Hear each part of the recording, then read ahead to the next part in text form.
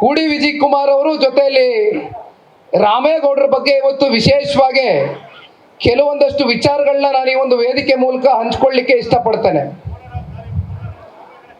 ಹೂಡಿ ವಿಜಯ್ ಕುಮಾರ್ ಅವರು ಮಾತನಾಡಬೇಕಾದ್ರೆ ಹೇಳ್ತಾ ಇದ್ರು, ನನ್ನ ಅವರ ಸಂಬಂಧ ಕೇವಲ ರಾಜಕಾರಣಕ್ಕೆ ಸೀಮಿತವಾಗಿರ್ತಕ್ಕಂಥ ಸಂಬಂಧ ಅಲ್ಲ. ಕಾರಣ ನಾನು ಅವರು ಬಹಳ ನಿರಂತರವಾಗಿ ಒಡನಾಟದಲ್ಲಿ ಸಂಪರ್ಕದಲ್ಲಿ, ಈಗಿನಿಂದ ಅಲ್ಲ, ಅವರು ಹೇಳದಂತೆ ಬಹುಶಃ 1.5 ವರ್ಷದಿಂದ ನಿರಂತರವಾಗಿ ಅವ್ರ ಜೊತೆಯಲ್ಲಿ ಸಂಪರ್ಕದಲ್ಲಿ ಇದ್ದೇನೆ. ಆದರೆ ಬಹುಶಃ ನೀವು ಯಾವಾಗಾದರೂ ಅವ್ರಿಗೆ ಕೇಳ್ಬೋದು, ನಾನು ಯಾವತ್ತೂ ಕೂಡ ನಮ್ಮ ಸ್ವಾರ್ಥಕ್ಕೋಸ್ಕರ ದುಡುಕಿ ಮತ್ತೊಬ್ಬರು ರಾಜಕಾರಣದ ಭವಿಷ್ಯವನ್ನು ಹಾಳು ಮಾಡಬೇಕು ಅಂತಕ್ಕಂಥ ಮನಸ್ಥಿತಿಯನ್ನ ನಾನಂತೂ ಕೂಡ ಇಟ್ಕೊಂಡಿಲ್ಲ.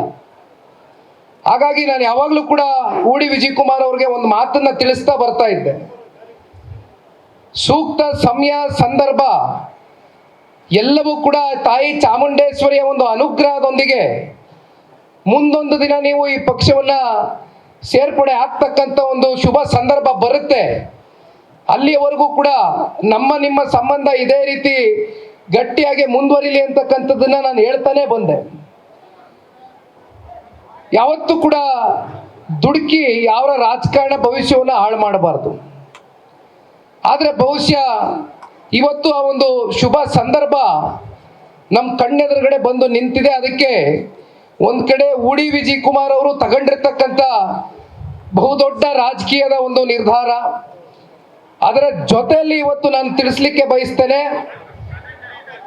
ರಾಮಣ್ಣ ಅವರು ಇವತ್ತು ಈ ವೇದಿಕೆ ಮೇಲೆ ಕೊಟ್ಟಂತ ಒಂದು ಸ್ಪಷ್ಟವಾದಂತ ಸಂದೇಶ, ಅವರ ಹೃದಯ ವೈಶಾಲ್ಯತೆ ಎಷ್ಟಿದೆ, ಇವತ್ತು ಜನತಾದಳ ಪಕ್ಷ ಇರ್ಬೋದು, ಪಕ್ಷದ ನಾಯಕರ ಮೇಲೆ ಎಷ್ಟು ವಿಶ್ವಾಸವನ್ನ ಇಟ್ಟಿದ್ದಾರೆ ಅಂತಕ್ಕಂಥದ್ದು ಬಹುಶಃ ಅವರ ನುಡಿಮುತ್ತಿನ ಮಾತುಗಳನ್ನ ಮೂಲಕ ಇವತ್ತು ರಾಮೇಗೌಡರು ಎರಡೂ ಪಕ್ಷ ಅಂದ್ರೆ ಇವತ್ತೇನು ಹೂಡಿ ವಿಜಯ್ ಕುಮಾರ್ ಅವರು ಕಳೆದ ಸಾರ್ವತ್ರಿಕ ವಿಧಾನಸಭಾ ಚುನಾವಣೆಯಲ್ಲಿ ಸ್ವಾಭಿಮಾನ ಜನತಾ ಪಕ್ಷದಿಂದ ಅಂತಿಮವಾಗಿ ಅವರಿಗೆ ಟಿಕೆಟ್ ಸಿಗದೆ ಹೋದಂತ ಹಿನ್ನೆಲೆಯಲ್ಲಿ ಸ್ಪರ್ಧೆ ಮಾಡಬೇಕಾದಂತ ಸಂದಿಗ್ಧ ಪರಿಸ್ಥಿತಿ ಬಂತು. ಅವರ ಪಕ್ಷವನ್ನ ಇವತ್ತು ಜನತಾದಳ ಪಕ್ಷಕ್ಕೆ ವಿಲೀನವನ್ನ ಮಾಡುವ ಮೂಲಕ ಇಲ್ಲಿ ರಾಮೇಗೌಡರು ಮಾತನಾಡಿರ್ತಕ್ಕಂಥ ಮಾತಿರ್ಬೋದು ಅಥವಾ ಹೂಡಿ ವಿಜಯ್ ಕುಮಾರ್ ಅವರು ಮಾತನಾಡಿರ್ತಕ್ಕಂಥ ವಿಚಾರಗಳು ಗಮನಿಸಿದಂಥ ಸಂದರ್ಭದಲ್ಲಿ ಕೇವಲ ಇದು ಇಬ್ರು ದೊಡ್ಡ ನಾಯಕರುಗಳ ಸಮ್ಮಿಲನ ಅಷ್ಟೇ ಅಲ್ಲ, ಪಕ್ಷದ ಕಾರ್ಯಕರ್ತ ಬಂಧುಗಳು ಇವತ್ತು ಹೂಡಿ ವಿಜಯ್ ಕುಮಾರ್ ಅವರ ಬೆಂಬಲಿಗರೇನಿದ್ದೀರಿ, ರಾಮೇಗೌಡರ ಅಭಿಮಾನಿಗಳೇನಿದ್ದೀರಿ ಕ್ಷೇತ್ರದಲ್ಲಿ, ಇಬ್ಬರನ್ನು ಕೂಡ ಪರಸ್ಪರ ಗೌರವದಿಂದ, ಪ್ರೀತಿಯಿಂದ, ವಿಶ್ವಾಸದಿಂದ ನಾವೆಲ್ಲರೂ ಕೂಡ ಮುನ್ನುಗ್ಗಬೇಕು. ಒಂದು ಒಳ್ಳೆಯ ಉದ್ದೇಶಕ್ಕೆ ಕೈ ಜೋಡಿಸಿ ಮುಂಬರ್ತಕ್ಕಂಥ ದಿನಗಳಲ್ಲಿ ಮಾಲೂರು ವಿಧಾನಸಭಾ ಕ್ಷೇತ್ರದ ಸಂಪೂರ್ಣ ಚಿತ್ರಣವನ್ನ ಬದಲಾವಣೆ ಮಾಡಬೇಕು.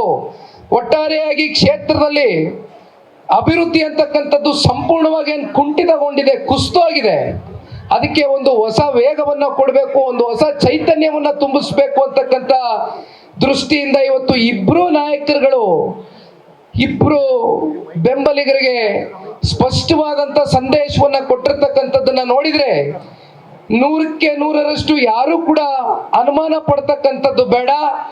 ಇಬ್ರು ನಾಯಕರುಗಳ ಒಂದು ಸಮ್ಮಿಲನ ಇವತ್ತೇನಾಗಿದೆ, ಎಲ್ಲ ಕಾರ್ಯಕರ್ತ ಬಂಧುಗಳು ಜೊತೆಯಲ್ಲಿ ಗೂಡಿ ಮುಂಬರ್ತಕ್ಕಂಥ ಜಿಲ್ಲಾ ಪಂಚಾಯಿತಿ, ತಾಲೂಕು ಪಂಚಾಯಿತಿ, ಗ್ರಾಮ ಪಂಚಾಯಿತಿ, ಯಾವುದೇ ಸ್ಥಳೀಯ ಚುನಾವಣೆಗಳು ಎದುರು ನೋಡ್ತಕ್ಕಂಥದ್ದನ್ನ ನಾವೇನು ಕಾಣಬಹುದು ಬಹುಶಃ ಈ ವರ್ಷ ಅಥವಾ ಮುಂದಿನ ವರ್ಷ.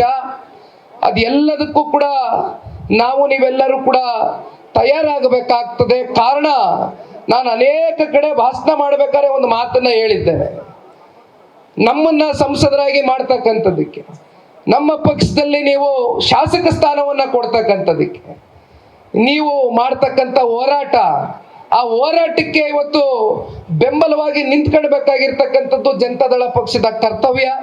ಹಾಗಾಗಿ ಇನ್ನು ವಿಧಾನಸಭಾ ಚುನಾವಣೆ 2 ವರ್ಷ ದೂರ ಇದೆ. ಅದಕ್ಕಿಂತ ಮುಂಚಿತವಾಗಿ ಬರ್ತಕ್ಕಂಥದ್ದು ನಮ್ಮ ಕಾರ್ಯಕರ್ತರ ಚುನಾವಣೆ. ನಮ್ಮ ಕಾರ್ಯಕರ್ತರಿಗೆ ಅಧಿಕಾರವನ್ನ ಕೊಡಿಸಬೇಕು. ಕಾರ್ಯಕರ್ತರ ಕೈಲಿ ಅಧಿಕಾರದ ಚುಕ್ಕಾಣಿಯನ್ನ ಹಿಡಿದು ಮಾಲೂರು ಕ್ಷೇತ್ರದ ಸರ್ವತೋಮುಖ ಅಭಿವೃದ್ಧಿಗೆ ನೀವೆಲ್ಲರೂ ಕೂಡ ಮುಖ್ಯವಾದಂಥ ಪಾತ್ರಧಾರಿಗಳಾಗಬೇಕು ಅಂತಕ್ಕಂಥ ಭಾವನೆಯಿಂದ ನಾವು ನೀವೆಲ್ಲರೂ ಕೂಡ ಹೆಜ್ಜೆ ಹಾಕೋಣ ಅಂತಕ್ಕಂಥದ್ದನ್ನ ಈ ಸಂದರ್ಭದಲ್ಲಿ ಬಹಳ ಗಟ್ಟಿಯಾಗಿ ಹೇಳ್ತಾ